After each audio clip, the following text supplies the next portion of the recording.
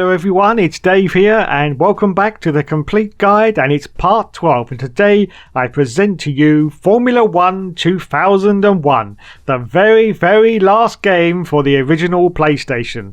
Well, almost, but more about that later. So we go straight into the arcade mode, which this year is based on a credit card system where as you win more races, you end up with more credit card style points that you can use to upgrade your car. Wow, very F1 2016. So anyway, off we go in this arcade race. Now, anyone who remembers some of the later Tomb Raider games will also realise that as the games went on, the graphics were vastly improved, and the same with the Formula 1 games. This of course was developed in 2001, very late into the development cycle of the PS1. In fact, the PS2 was already out, and so the developers really knew how to get the best out of the PS1. We have better lighting techniques, as you can see. There's also better textures on the cars, and I have to say it's almost on par, if not better, than the almighty Formula 1 97. Also new for this year, we have drivers' names above the cars, so you know who you're trying to get past at last. Okay then, we go to the cockpit view now. We saw the chase view a little bit earlier. I think there's two chase views, the cockpit view and one where you can't see the car in front of you, which I always hate. Now of course the cockpit view is just like last year's. It's very difficult to see where you're going. This is the view where you can't see the car, which I find absolutely impossible to try and control the car with because I can't actually see it. This game was developed once again by Studio 33, and there'll be more about them a little bit later. But as you can see, we're just finishing up now on the arcade mode, and we go into the championship mode. But there's one extra mode as well, which was actually just for the 2001 season, which was a challenge mode where you had to drive Jenson Button's Benetton around Spa and get the fastest time. And I think your prize was an all expenses paid trip to actually go to the Spa Grand Prix in 2001, if my memory serves me correctly, as I try to wobble Jenson Button's Benetton around the Eau Rouge part of the circuit. And no, don't worry, I didn't get anywhere close to the original time that was set back in 2001. Okay then, so we move on now to the circuits you can drive in 2001. It is of course Australia, Sepang, Interlagos, then we can go to Imola. Our next track is Barcelona. After that we move on to the A1 ring, then we can go to Monte Carlo.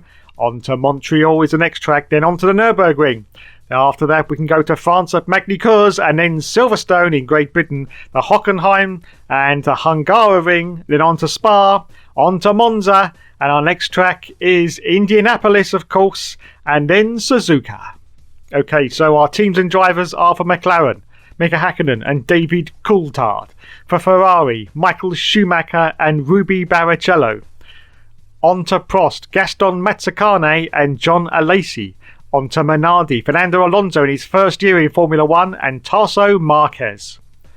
On to Jaguar now, Luciano Berti and Eddie Irvine. On to Sauber now, Nick Heidfeld and Kimi Räikkönen. Our next team is Arrows with Jos Verstappen and Enrique Bernoldi. And our next team is Jordan with Heinz-Harald Frentzen and Jarno Trulli. Our next team is BAR with Olivier Panis and Jacques Villeneuve. And then on to Benetton with Giancarlo Fisichella and of course the boy wonder himself, Jenson Button. Then of course on to Williams, we've got Juan Pablo Montoya and Ralph Schumacher. Okay then, on to the race options that you can have. You can have the weather on real, sunny, cloudy, rainy, or whatever you want really. You can also have the skill level, which is default at easy. You can have on easy, normal, hard, or expert. You can have the lap count at 5 laps, 10 laps, 20 laps, half the race distance, or the full Grand Prix experience. You can also have the rules on just flag warnings, or you can have the full rules, which will include of course corner cutting and stop and go penalties. You can also have the damage on for just the tyres or full damage, and you can have the failures on or off. And of course you can have the grid assist, which means you don't get a manual start, and of course fuel usage can also be on or off, and the pit assist means that you don't have to hit the pit limiter button when you go into the pits. In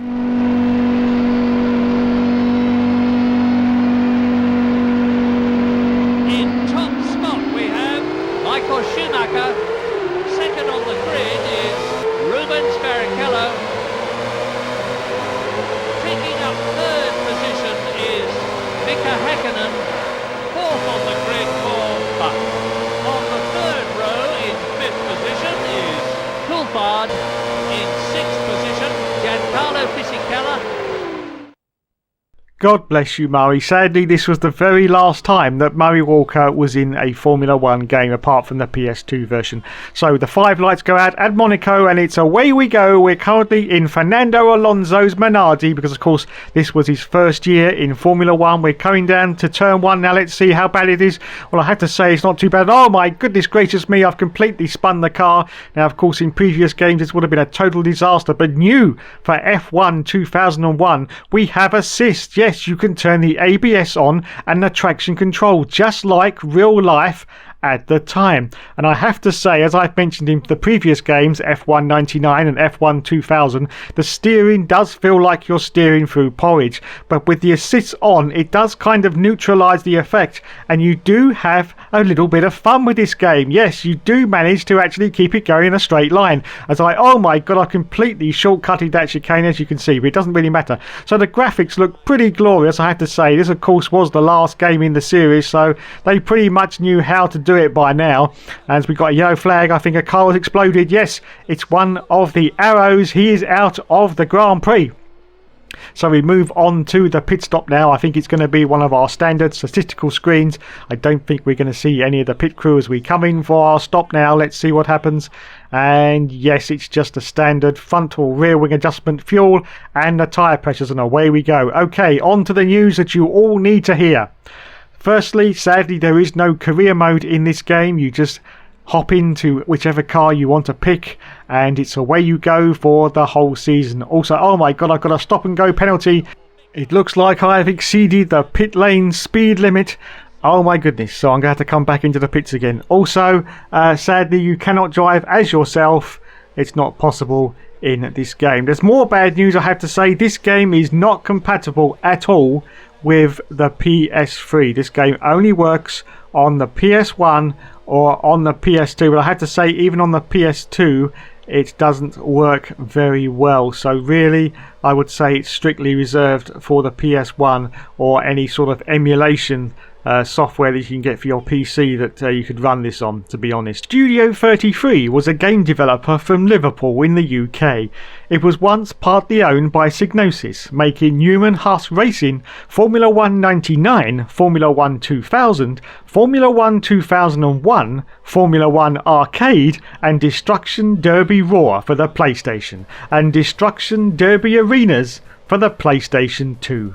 In 1993, Sony Computer Entertainment Europe brought out Psygnosis, and Studio 33 was formed by John White, ex-director of development from 1996 to October the 16th, 2003. In 2003, EA brought out Studio 33, and EA relocated the studio to Warrington and renamed it EA Northwest. So, as you probably heard there, this is the final game that was on the PS1. It's Formula 1 Arcade. Yes, this was released in 2003 and was basically a spruced up version of the 2001's arcade mode, brought in the very, very last dying embers of the life of the PS1. Don't forget, this was 2003. Everybody had long put away their grey PS1 box into the broom cupboard, where it accumulated about 6 inches of dust by now. But yes, this was the one that was the very last Formula 1 game on PS1, Formula 1 Arcade. And as you can see, all they've done really is spruce up the graphics a little bit to make it look more arcadey. They've made the wheels look a little bit bigger on the cars, and that's basically about it. We've got all the things that you're going to need, like checkpoints and arrows and tyre indicators, and oh, it's just absolutely glorious.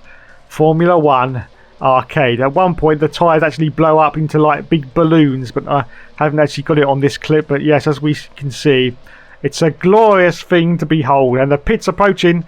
Don't know what that means, but there you go. So, Formula 1 Arcade. I couldn't really do a 15-minute video about this game because it's basically just an arcade mode of the Formula 1 2001 season, again developed by Studio 33, of course. So that is the final game in the 2001 Formula 1 back catalogue. So finally, in our next episode, we will be moving on to the PS2. Yes, at last. And of course, the next game, well, you'll find out what the next game is later in the series. Thanks so much for watching, everyone. There will, of course, be more later.